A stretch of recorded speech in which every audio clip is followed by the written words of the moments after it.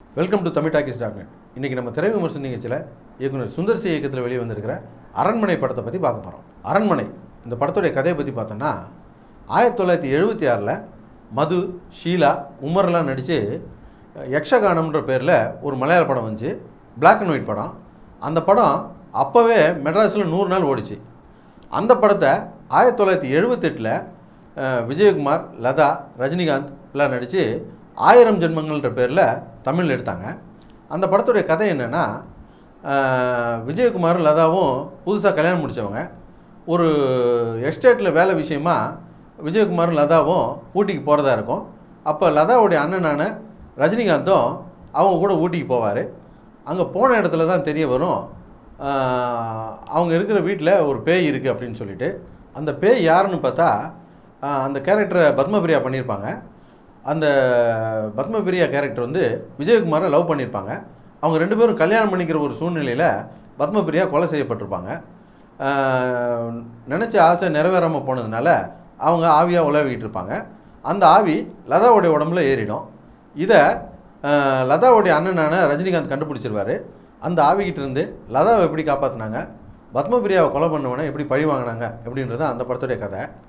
இந்த கதையை இப்படியே வச்சுக்கிட்டு இது கூட சந்திரமுகியும் கொஞ்சம் மிக்ஸ் பண்ணி இந்த படத்தை இப்போ மசாலாவாக கொடுக்கணும்னு முயற்சி பண்ணியிருக்காங்க. ஆனால் அந்த படம் வெளியான காலகட்டத்திலலாம் பெருசாக டெக்னாலஜி இல்லாதனால முழுக்க முழுக்க கதையை நம்பி மட்டுமே படத்தை எடுத்திருந்தாங்க. அதனால் அந்த படம் மிகப்பெரிய வெற்றி அடைஞ்சிது.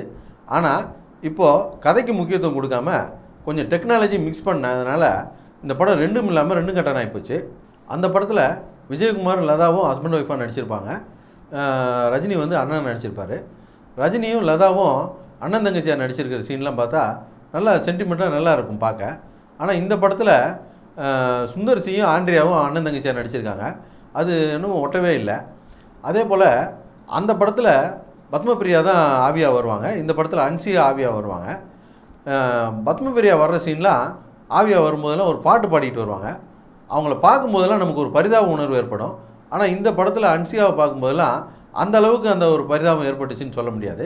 அதே போல் அந்த படத்தில் படம் ஆரம்பித்து ஒரு 2 ரீலுக்கு பிறகு தான் இது ஒரு திகில் படம் அப்படின்றதே ஆரம்பிப்பாங்க. அதுக்கப்புறம் தான் அது ஒரு பேய் படம்ன்றதே கதையை கொண்டு போவாங்க. கொஞ்சம் கொஞ்சமாக தான் அந்த கேரக்டரை டெவலப் பண்ணியிருப்பாங்க. ஆனால் இந்த படத்தில் ஃபஸ்ட்டு சீன்லேயே இது ஒரு பேய் படம் அப்படின்றத காமிச்சிடுறாங்க. அன்னைக்கு எந்த டெக்னாலஜி இல்லாத அந்த காலகட்டத்திலே அடுத்து என்ன நடக்குன்ற ஒரு சஸ்பென்ஸை மெயின்டைன் பண்ணியிருப்பாங்க அந்த படத்தில். ஆனால் இந்த படத்தில் பார்த்தீங்கன்னா எல்லா டெக்னாலஜியும் பயன்படுத்தியும் கூட அந்த அளவுக்கு ஒரு சஸ்பென்ஸையும் விறுவிறுப்பையும் இந்த படத்தில் கொடுக்க முடியல அப்படின்னு தான் சொல்லணும். முன்னெல்லாம் திகில் படம்னு வந்துச்சுன்னா அதை வெறும் ஜென்ட்ஸ் மட்டும்தான் போய் பார்ப்பாங்க. ஆனால் இப்போ இந்த வந்த சந்திரமுகி, காஞ்சனாலாம் வந்த பிறகு குழந்தை குட்டியோட குடும்பத்தோடு போய் பார்க்க ஆரம்பிச்சிட்டாங்க. அந்த தைரியத்தில் இந்த படத்தையும் எடுத்து வச்சுருக்காங்க.